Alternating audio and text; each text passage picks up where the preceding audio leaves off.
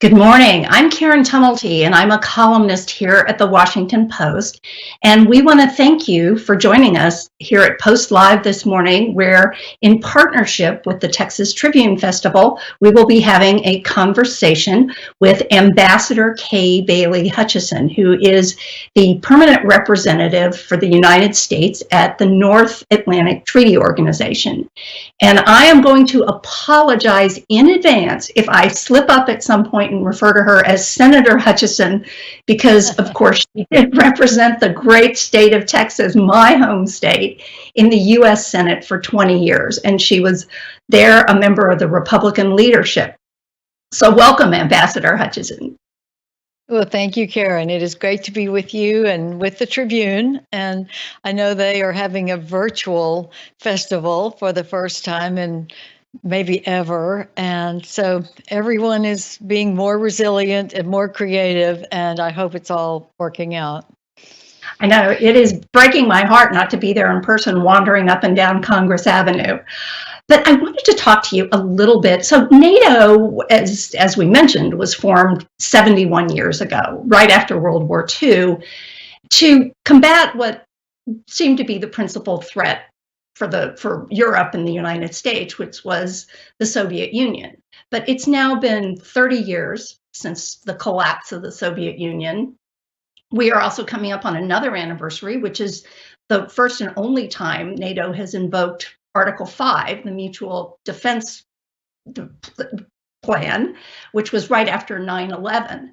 So could you talk a little bit about, given the shifting nature of the threats to the alliance, what exactly is NATO's role these days, and how has it evolved? How is it evolving? Well, of course, it is such an important military political alliance, the longest standing one in the history of the world, actually. And it is strong and it is unified. And that's saying a lot with an alliance that has grown from 12, which was at the end of World War II, when both President Truman and the European leaders at the time decided, along with really General Eisenhower, saying, we've got to avoid getting in late and having two world wars where we come in and we lose so many of our people. They have already lost so many of their people. And that was the formation of NATO, so that we could deter conflict rather than having a war and it being so devastating. So with the first 12, we have through the years, in the 70 years, expanded to 30. And it is a transatlantic alliance. So it's Canada and the United States on that side of the Atlantic, and then the European alliance, which has grown after, as you mentioned, the Cold War ended. We added the members that have come in, many from the Eastern European countries. And I tell you what has been so impressive to me, because of course, as a senator, I was very supportive of NATO, and it is a bipartisan support that we see in Congress and in the United States, because it has worked for 70 years, that we move by consensus, and there are many disagreements in an alliance of 30, as you can imagine, but we're able to overcome those differences and act with firm resolve to deter the adversaries that we are looking at now. And the adversaries of today are still Russia.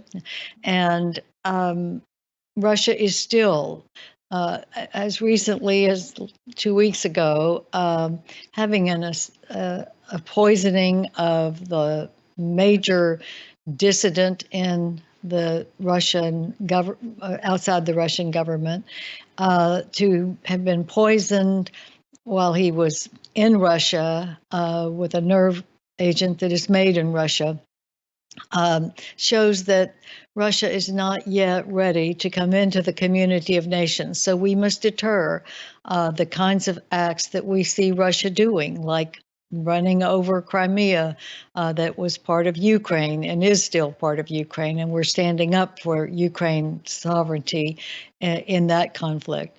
The same in Georgia, where Russia has overcome parts of sovereign Georgia. And we are standing firm as an alliance against this kind of aggression.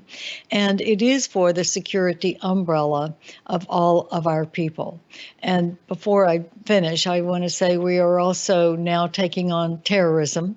After 9/11, Article 5, which you mentioned, is our mutual pact that if one of us is attacked, we're all attacked. And the only time it has been invoked is for the United States after 9/11, when we had the terrorist attack. And that's why we're in Afghanistan today with our NATO allies, still fighting so that terrorism will not be able to be exported to our country or any of our allies.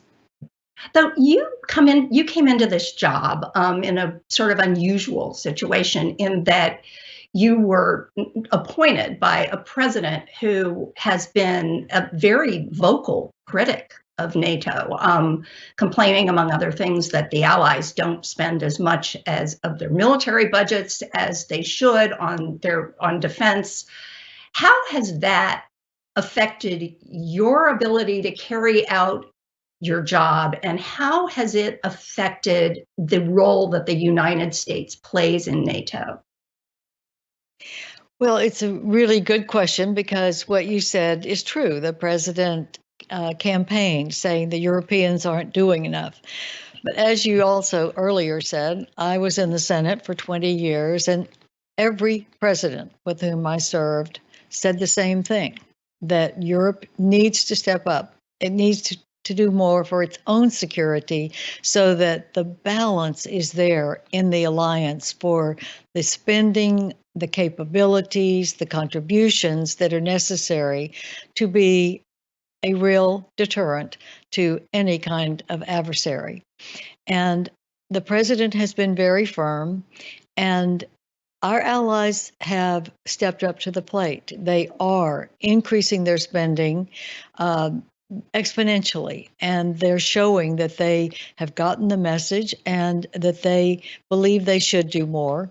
So we're seeing a real uptick in the spending at the request of our president and the presidents of the past, and I think it's making us a stronger alliance. There's no question that America is the leader. The Supreme Allied Commander is an American and has always been. We have the biggest capabilities, of course, in defense, and we spend up to almost 4% of our budgets on defense because Americans believe in a strong national defense. And now the European allies are coming up, they're doing more, and the alliance is very strong and united on this point. President Trump, I mean, we have learned many times, and most recently in the last day or so with a book that has just come out by my colleague, Bob Woodward, that what the president says in public, though, is not always what he says in private. And he has, on occasion, actually threatened to have the United States withdraw from NATO. Is that a true possibility if the allies don't step up and spend as much as he believes as they have agreed to? And what kind of NATO would there even be without the United States? I will say that I think NATO must have the United States in this transatlantic bond. I don't think there's any question. And we bring more than just defense capabilities. We bring the will to deter against enemies. We're willing to call out enemies. We're willing to call out potential enemies or adversaries, and we're willing to take the steps necessary to arm against those. Just as an example, the United States Department of Defense came out with their regular assessment of what are the security risks to our country. And it was 2 years ago, in 2018, they said top line is Russia and China. It's going to be a competition of superpowers. And U.S. is the one that steps up, and we start pushing. We start pushing our allies. We start looking even more globally to assuring that we have the partnerships as well as the allies that will be able to stand up against a superpower competition. So we bring more to this alliance than just the money, just the capabilities. We bring the will, and I think that our allies see that, and I think they want that. I think they want to have our strength in our midst. And I hear this from our alliance ambassadors regularly, that they know they need to step up. They want America to lead, and that's happening. Right. And I want to say that, as I mentioned, we have 30 allies and we have 40 partners all around the world, from the Middle East to the Far East, throughout the world, that also are partners with NATO. And this strengthens the alliance. For instance, Australia, New Zealand, Japan, many are in our missions with us. Australia is one of the heavy partners. Georgia is a heavy partner in Afghanistan in our mission there. So we are leading. People want us to lead, and we are doing it. Ambassador, though, how is the president feeling about NATO these days? It's again the possibility that the United States could withdraw from this alliance. Is that a real possibility, or was that more just bluster? I think that he used some of that language early on when he was saying, "You've got to do more." And I think the allies have stepped up, and he's recognizing that. I think he is talking about the alliance stepping up at his pushing, and I think that now he does see the value of NATO, the value of allies. So I think that he has turned a corner. I think he has great faith in our Secretary General, Jens Stoltenberg, because they talk on a fairly regular basis. The Secretary General talks to Secretary Pompeo, to Secretary Esper, to Robert O'Brien, the National Security Advisor, on a regular basis. So I think that we're in sync. I think we're in sync with the administration as well as our allies that are very much united on the threats that we're facing and building up to deter against them. You had also mentioned the recent poisoning of a leading Russian dissident, Alexei Navalny. Angela Merkel has called for collective action. I mean, this is not the first time that we have seen Moscow do this, that we have not, we have seen what appears to be Putin do this to voices of dissent. What do you think should be done collectively by the Western allies? I think that is a really tough question that is being discussed right now. NATO came out right away with a denouncing of this happening in Russia, calling on Russia to fully investigate and transparently investigate. Certainly, Chancellor Merkel, I think, was quite bold in taking Mr. Navalny into Germany to treat him. That was a bold move on her part, and thank goodness that she did that so that there would be an assurance that if he can be saved, and hopefully he will be, that the German medical community will be able to do that. But also, we trust that Germany is the one that named the poisoning. It is a Russian nerve agent that is manufactured in Russia. It is used, well, it's actually illegal because it is a weapon that has been accepted as not at all a weapon. It's a chemical weapon that is against all of our norms to be used against anyone. So Russia has even acknowledged that, but it's only made in Russia. So I think she called out, Chancellor Merkel called that out correctly. And now we're calling on Russia to investigate who could have done this and take the necessary actions if they are going to be taken seriously. And I think President Macron of France canceled his trip to Moscow to meet with President Putin. Angela Merkel has been very strong. Our G7, we have also spoken strongly against this. And I think we've got to continue to press Russia to stop malign behavior.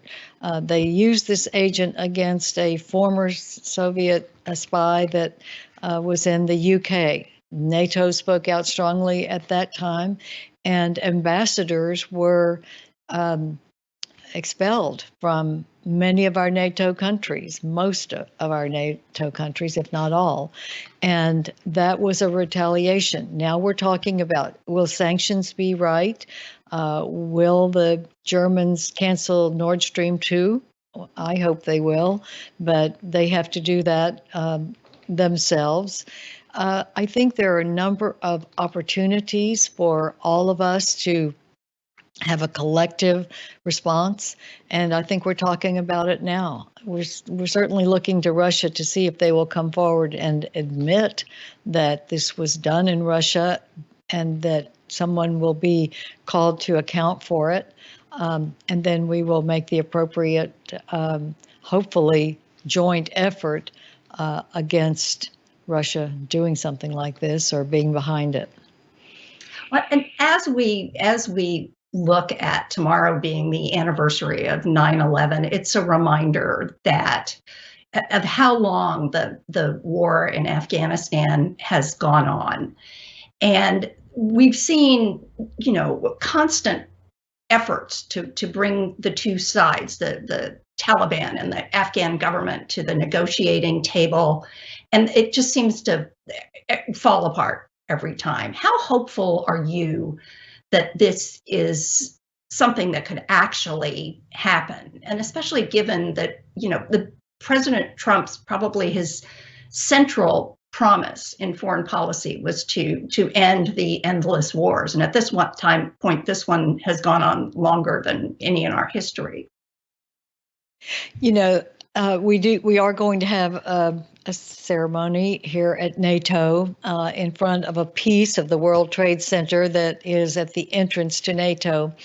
And I think that because of really strong pushes and strong efforts by Secretary Pompeo, who has appointed Ambassador Khalilzad to bring the Taliban together with the Afghan government, I am very hopeful that that will occur, that the two sides will get together, hopefully in the very near future, like in days, not months.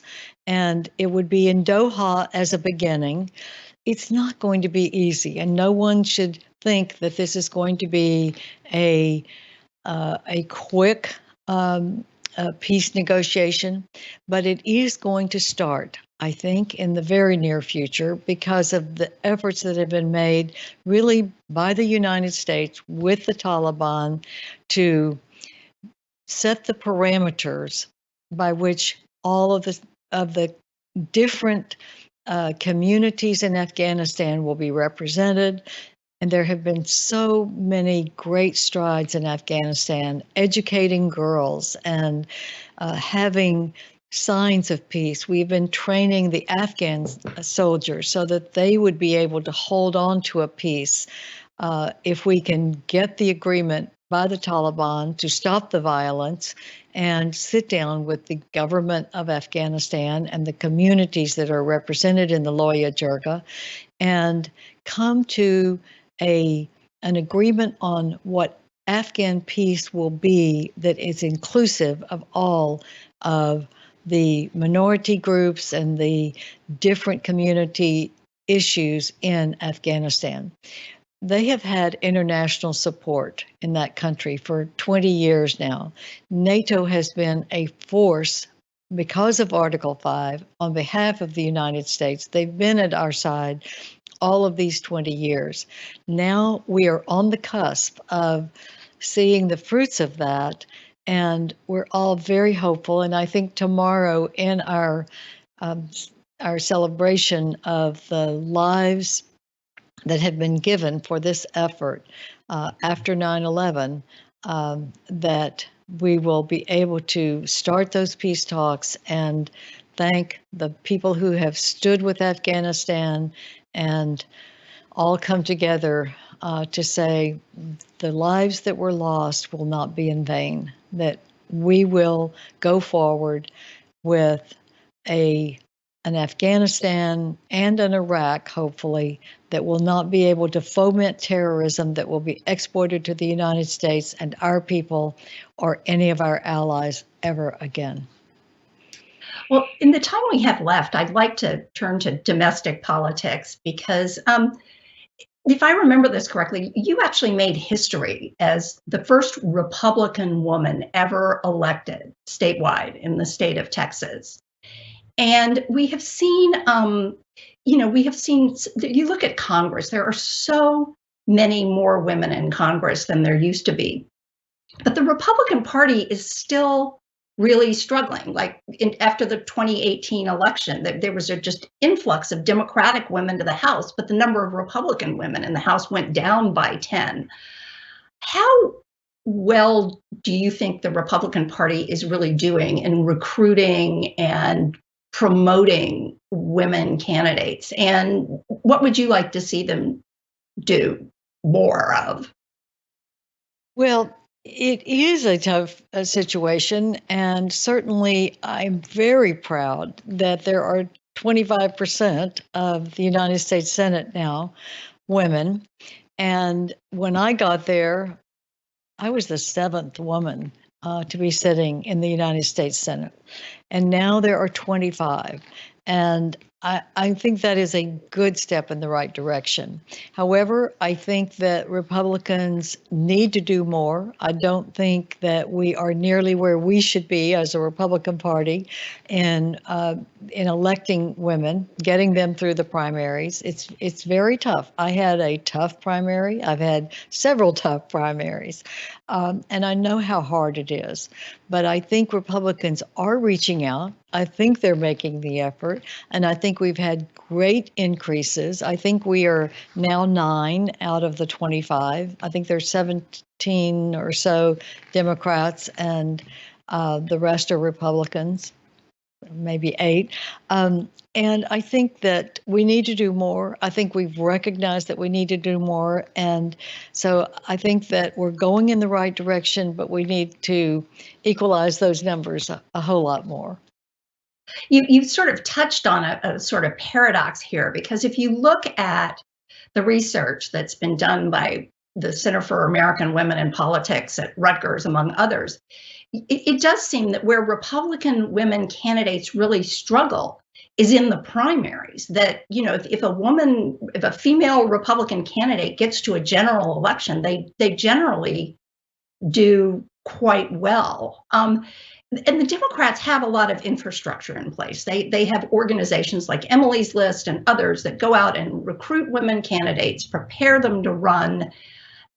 The Republican Party doesn't seem to have any equivalent of that.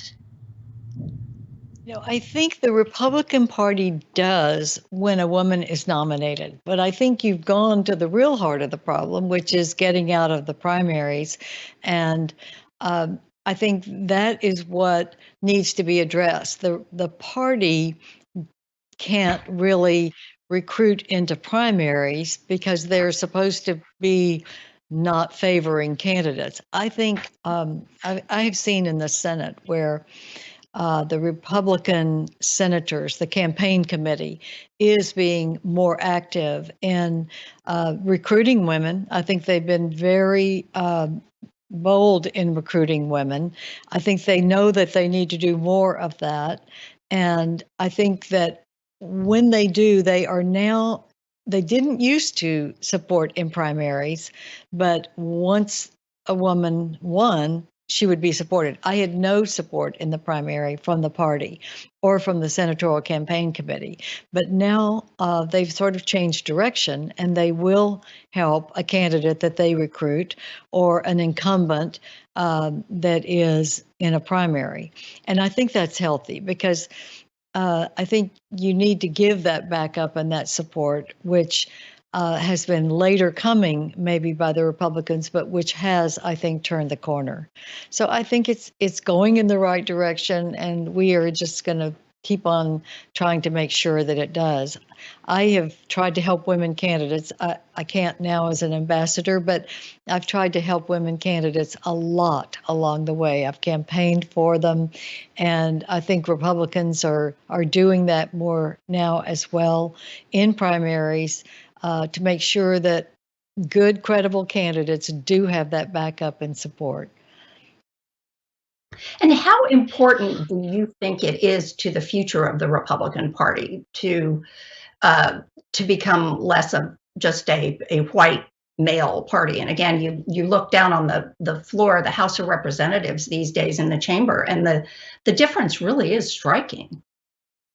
Oh, really? I haven't seen that in particularly, but certainly I think our leaders do know that we have to be representative of the population, and we have had outreach, I think, very much so in minority communities as well as women, and we need to do more. There's no question about it, and I think our party leaders are realizing that.